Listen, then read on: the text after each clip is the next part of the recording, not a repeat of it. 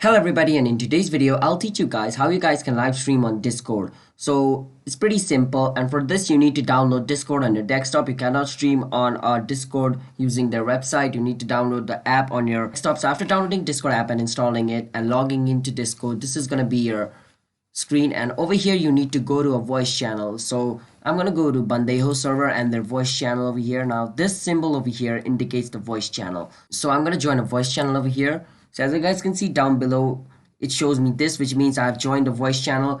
Now to live stream, I need to click on screen where it says share your screen. I can click on share your screen and it's going to show me all the application which is currently running on my desktop. So if I want to share a screen of an application, I can click on it. But if I want to share my entire screen, I can just go to screen and click on it.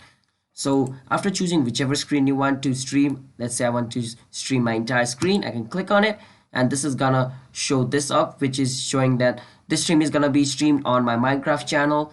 And then for more than 720p you need to buy a premium on Discord, which is called Discord Nitro, but for free you can only stream for 720p up to 720p. So after clicking your settings, you can click on go live, and as you guys can see over here, this screen indicates that I'm live and I'm live streaming. And if I want to add a webcam, I can click on this turn on webcam icon, and if I want to stop the stream, I can either click on this button over here to stop streaming, or I can click on screen and click on stop streaming. Like whichever you want, you can do it. So let's say I click on stop streaming.